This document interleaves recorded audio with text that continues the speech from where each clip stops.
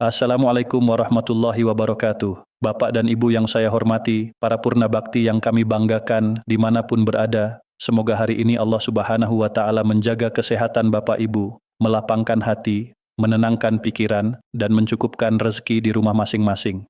Semoga yang sedang kurang sehat diberi kesembuhan, yang sedang gelisah diberi keteguhan, dan yang sedang menanti kabar baik diberi jalan terbaik pada waktunya. Amin ya Rabbal Alamin. Bapak Ibu izinkan saya menyapa dulu, pelan-pelan seperti biasa dari hati ke hati. Bagaimana kabarnya hari ini? Apakah Bapak Ibu sedang santai di ruang tamu? Ada yang baru selesai sholat duha? Ada yang sedang menemani cucu belajar? Atau ada yang sedang menyiapkan makan siang? Apapun aktivitasnya, terima kasih sudah meluangkan waktu untuk menyimak. Karena pembahasan kali ini memang sering membuat hati maju mundur. Di satu sisi ingin berharap, di sisi lain takut kecewa. Di satu sisi ingin percaya, tapi takut termakan kabar yang terlalu cepat menyebar. Tenang Bapak Ibu, kita bahas dengan ritme yang pelan, tidak terburu-buru, tidak menggelembungkan, tidak menakut-nakuti. Kita letakkan semuanya pada tempatnya, supaya hati tetap adem, pikiran tetap jernih, dan langkah tetap aman. Bapak Ibu, judul yang kita bawa hari ini terdengar besar dan serius.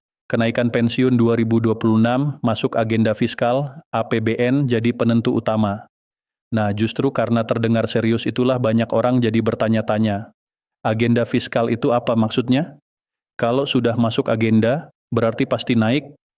Kalau APBN penentu utama, kapan kita bisa tahu keputusannya? Siapa yang menentukan, siapa yang hanya menjalankan? Pertanyaan-pertanyaan ini wajar sekali. Bahkan saya yakin ada di antara Bapak Ibu yang sudah lelah dengan dua kata ini.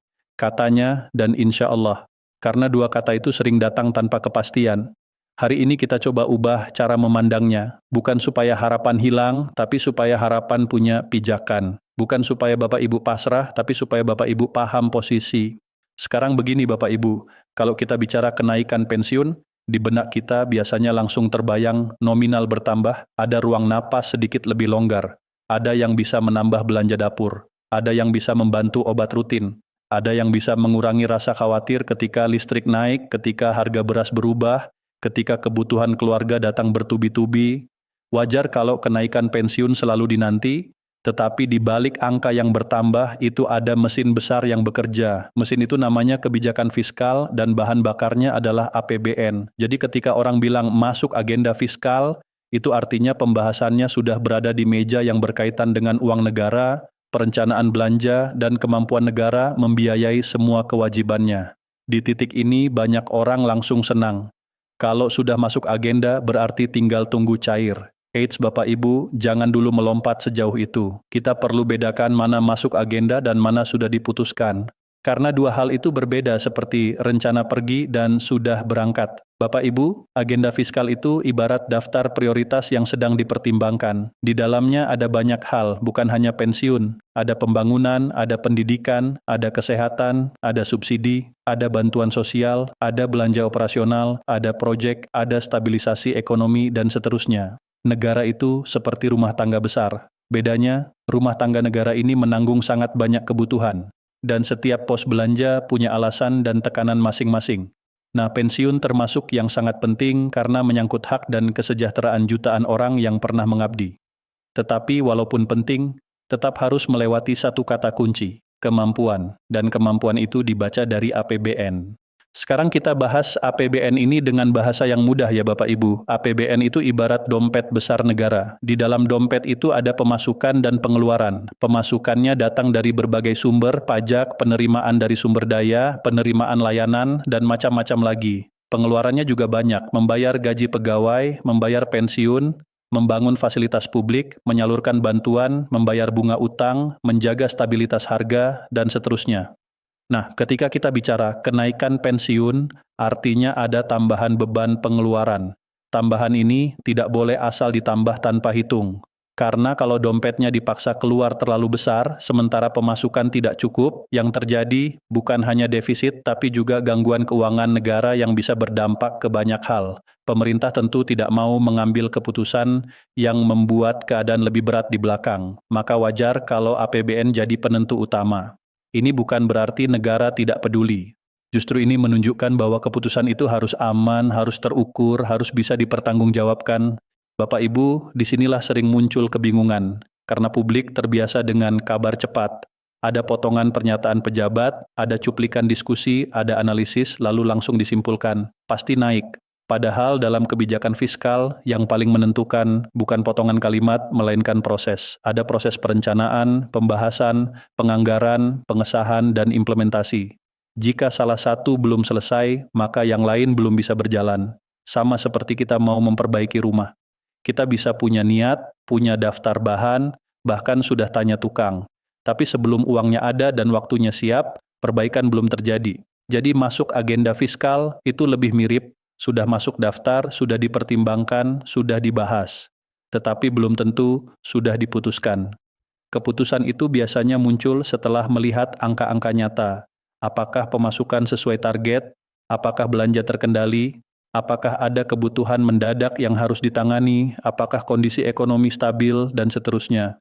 Nah, Bapak Ibu, sekarang saya ingin mengajak kita mengubah cara membaca kabar. Kalau ada kalimat kenaikan pensiun 2026 masuk agenda fiskal, cara baca yang sehat adalah pembahasan ada, perhatian ada, tetapi keputusan bergantung pada kemampuan APBN. Dengan cara baca ini, Bapak Ibu tidak akan mudah terseret gelombang harapan yang dibangun oleh orang-orang yang suka membesarkan judul.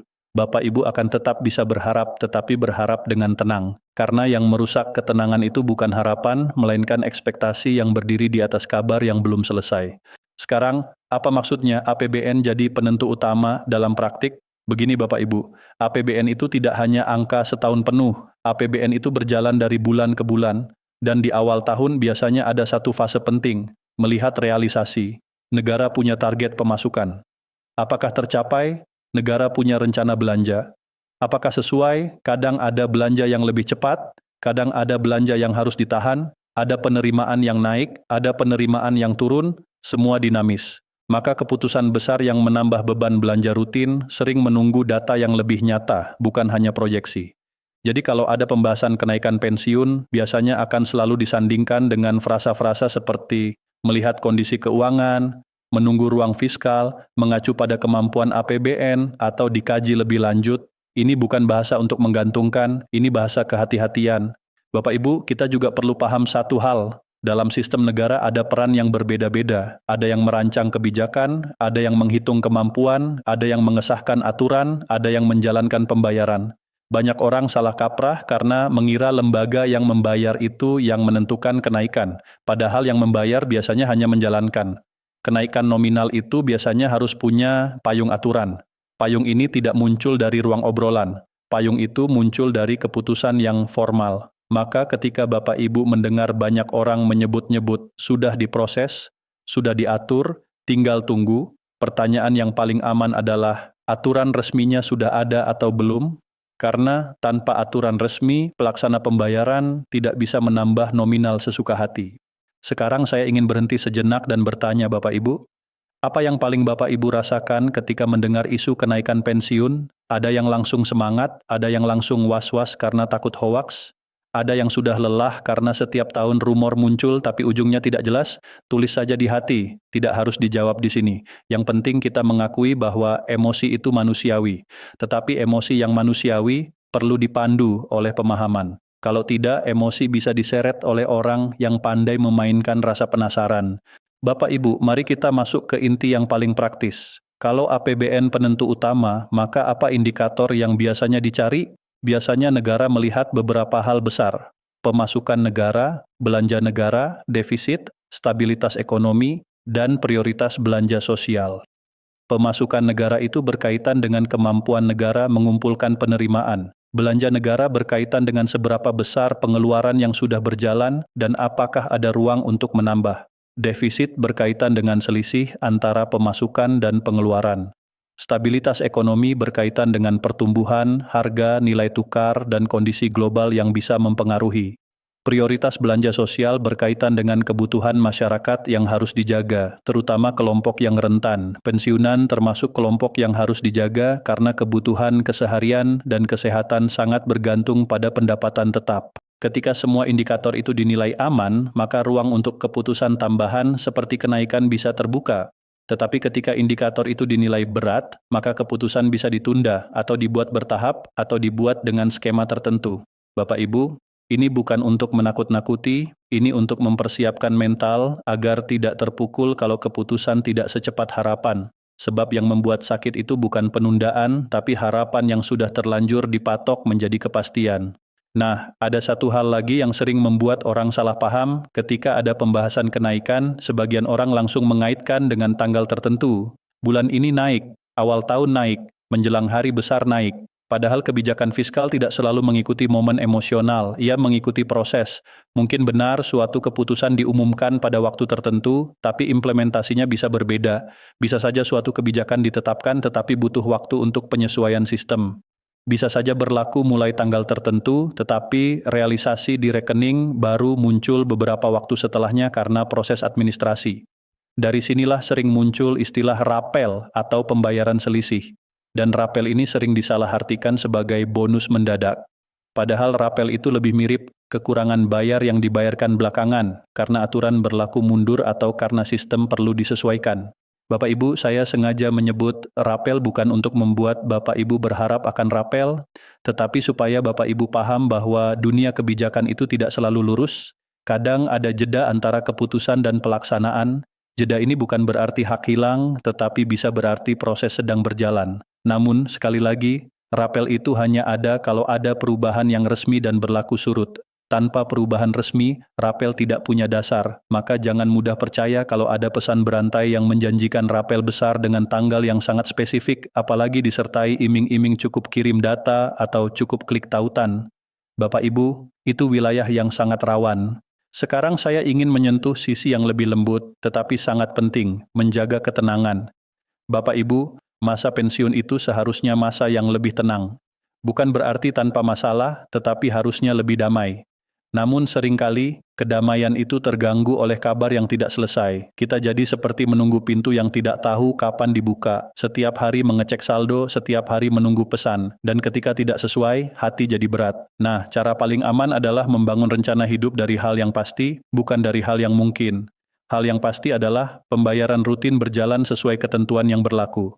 Hal yang mungkin adalah kenaikan yang masih dibahas. Maka rencana belanja, rencana obat, rencana tagihan sebaiknya tetap berdiri di atas yang pasti. Yang mungkin tetap boleh diharapkan tapi jangan dijadikan pondasi utama. Kalau nanti yang mungkin itu benar terjadi, itu akan menjadi tambahan yang menenangkan, bukan sesuatu yang jika tidak datang membuat hidup berantakan. Bapak Ibu, sekarang kita balik lagi ke kalimat masuk agenda fiskal. Ini sebenarnya kabar yang punya dua sisi. Sisi pertama, sisi positif. Ada pembahasan, ada perhatian, ada wacana yang tidak dimatikan. Ini artinya isu kesejahteraan pensiunan tidak diabaikan. Sisi kedua, sisi realistis. Agenda fiskal berarti pembahasan berada di ranah kemampuan dan kemampuan itu bisa berubah. Maka kabar ini sebaiknya disikapi sebagai ada kemungkinan bukan sudah pasti. Dengan cara ini, Bapak Ibu tidak menjadi korban psikologis dari judul yang dibesarkan. Sekarang ada yang mungkin bertanya, kalau begitu kapan kita bisa tahu? Bapak Ibu, jawaban paling jujur adalah ketika keputusan sudah dipublikasikan secara resmi. Biasanya keputusan besar diikuti oleh pengumuman yang jelas. Dan ketika pengumuman itu muncul, biasanya akan ada rincian, kapan mulai berlaku, siapa yang termasuk, bagaimana skema pelaksanaan, dan apa yang perlu dilakukan penerima manfaat. Kalau tidak ada rincian, biasanya berarti belum final. Jadi tanda keputusan bukan hanya orang bicara, tetapi aturan berjalan. Bapak Ibu, ini prinsip sederhana yang sangat menyelamatkan. Saya ingin mengajak Bapak Ibu membayangkan dua tipe orang. Tipe pertama, setiap ada kabar ia langsung percaya. Ia langsung mengubah rencana, ia langsung memberi janji kepada keluarga, ia langsung menghitung belanja besar. Lalu ketika kabar itu tidak terbukti, ia marah, kecewa, dan merasa ditipu, padahal ia tidak sempat memeriksa. Tipe kedua, setiap ada kabar ia menyimpan sebagai informasi sementara. Ia tetap berdoa, tetap berharap, tetapi ia tidak mengubah rencana sampai ada kepastian. Ketika kabar itu tidak terbukti, ia tetap tenang. Ketika kabar itu terbukti, ia bersyukur tanpa panik. Mana yang lebih nyaman hidupnya Bapak Ibu? Biasanya yang kedua, dan pilihan menjadi yang kedua itu bukan soal pintar atau tidak, itu soal kebiasaan, menahan diri sebelum yakin. Bapak Ibu, ada satu hal yang sering luput. Ketika isu kenaikan ramai, sering muncul pihak-pihak yang memancing. Mereka memancing dengan dua cara. Cara pertama, membuat judul yang sangat manis. Dipastikan, resmi, sudah ditetapkan, cair bulan ini. Cara kedua, membuat ancaman. Kalau tidak daftar, tidak dapat. Kalau tidak verifikasi, dana hangus. Kalau tidak update data lewat link, gaji tertahan. Bapak Ibu, kedua cara itu sama-sama bermain emosi. Yang pertama, bermain harapan. Yang kedua, bermain takut. Dan dua emosi inilah yang sering membuat orang lengah. Maka kalau Bapak Ibu menerima informasi yang membuat jantung berdebar karena terlalu senang atau terlalu takut, berhentilah sejenak. Tarik napas. Tanyakan, ini sumbernya dari mana? Kalau jawabannya tidak jelas, jangan bergerak, jangan kirim data, jangan klik tautan, jangan telepon nomor yang tidak resmi. Karena sekali data bocor, yang dirugikan bukan hanya uang, tetapi juga ketenangan. Sekarang, mari kita bicara langkah yang lebih praktis dan aman yang bisa dilakukan sambil menunggu kejelasan fiskal. Ada beberapa hal yang menenangkan. Pertama, pastikan data dasar yang Bapak Ibu gunakan untuk menerima pembayaran rutin tetap rapi, terutama rekening yang dipakai. Rekening aktif, tidak bermasalah, dan digunakan wajar. Ini bukan karena ada isu kenaikan. Ini karena pembayaran rutin bergantung pada kelancaran rekening. Kedua, jangan membagikan informasi sensitif kepada siapapun yang mengaku membantu. Data identitas, nomor rekening, kode keamanan, semua itu bukan untuk dibagi. Ketiga, jika Bapak Ibu ingin tahu informasi resmi, carilah dari kanal yang memang bertugas menyampaikan, bukan dari pesan berantai. Keempat, bangun rencana belanja bulanan yang aman. Prioritaskan kebutuhan pokok dan kesehatan. Sisihkan sedikit jika memungkinkan sebagai cadangan. Ini bukan soal besar kecil, tetapi soal kebiasaan menjaga ruang.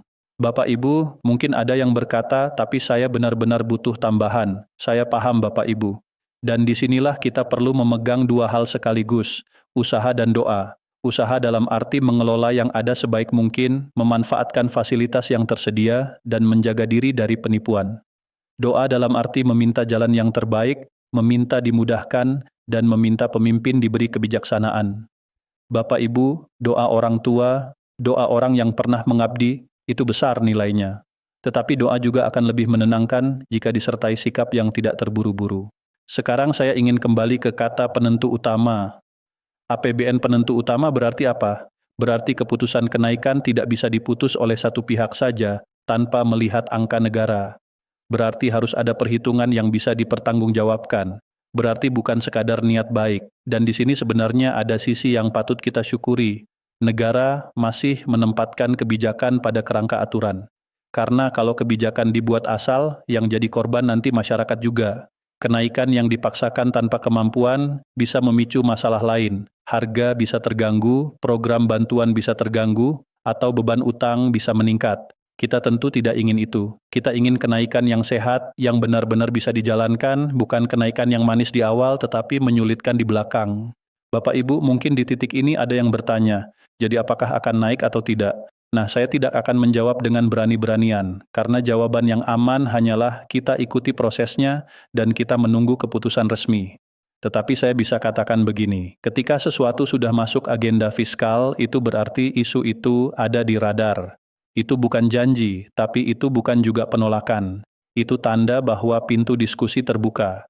Dan di dalam sistem negara, pintu yang terbuka ini bisa bergerak ke arah keputusan, bisa juga menunggu waktu yang lebih tepat. Maka sikap terbaik adalah tetap memantau dengan tenang, tetap berharap tanpa memaksa, tetap menjaga diri tanpa panik.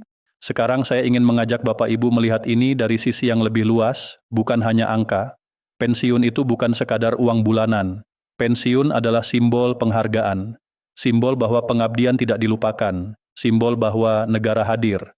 Maka pembahasan tentang pensiun di agenda fiskal sebenarnya adalah pembahasan tentang hubungan negara dan warganya. Jika negara ingin menjaga kepercayaan, maka menjaga kesejahteraan purna bakti menjadi bagian penting. Tetapi menjaga kesejahteraan pun harus dilakukan dengan cara yang kuat, tidak rapuh.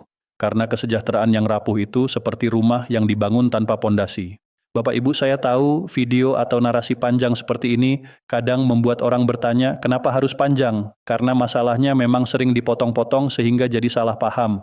Ketika dipotong, kita hanya dapat potongan manisnya, tetapi kita tidak dapat konteksnya. Dan konteks inilah yang menyelamatkan. Dengan konteks, Bapak Ibu tidak mudah terseret. Dengan konteks, Bapak Ibu bisa membedakan berita dan rumor. Dengan konteks, Bapak Ibu bisa menjaga kesehatan mental. Karena percaya atau tidak, yang paling cepat menua bukan badan, tapi pikiran yang terus cemas. Sekarang, sebelum kita tutup, saya ingin merangkum dengan bahasa yang sederhana dan menenangkan. Pertama, masuk agenda fiskal berarti pembahasan kenaikan pensiun berada dalam ranah perencanaan keuangan negara. Itu kabar bahwa isu ini dibicarakan, tetapi bukan tanda bahwa keputusan sudah final. Kedua, APBN penentu utama berarti kemampuan negara menjadi kunci dan kemampuan itu dilihat dari pemasukan, belanja, stabilitas ekonomi, serta prioritas nasional. Ketiga, keputusan yang benar-benar bisa dipegang adalah keputusan yang resmi dan jelas, bukan potongan kabar atau pesan berantai. Keempat, sambil menunggu, langkah paling aman adalah menjaga data, menjaga rekening, menjaga diri dari penipuan, dan menjaga rencana hidup berdasarkan hal yang pasti. Kelima, tetap berharap itu baik, tetapi jangan mengubah rencana hidup dari kabar yang belum selesai. Biarkan harapan menjadi doa, bukan menjadi beban. Bapak Ibu, saya ingin menutup dengan satu pesan yang lembut. Dalam hidup ada hal yang bisa kita kendalikan dan ada hal yang kita hanya bisa ikhtiarkan. Keputusan fiskal negara termasuk hal yang tidak bisa kita kendalikan secara langsung. Tetapi kita bisa mengendalikan cara kita menyikapinya. Kita bisa memilih untuk panik atau tenang. Kita bisa memilih untuk percaya sembarang atau memeriksa. Kita bisa memilih untuk mengikuti rumor atau mengikuti jalur resmi. Dan pilihan-pilihan kecil itu dampaknya besar terhadap ketenangan rumah tangga. Semoga Allah Subhanahu wa Ta'ala memberikan jalan terbaik. Semoga rezeki Bapak Ibu diluaskan dari arah yang tidak disangka-sangka. Semoga negara diberi kekuatan, pemimpin diberi kebijaksanaan, dan keputusan yang diambil benar-benar membawa kebaikan bukan hanya hari ini, tapi juga untuk tahun-tahun ke depan. Terima kasih Bapak Ibu sudah menyimak sampai akhir. Jika Bapak Ibu ingin saya buatkan skrip berikutnya dengan gaya yang sama, untuk judul lainnya, kirim saja judul berikutnya. Wassalamualaikum warahmatullahi wabarakatuh.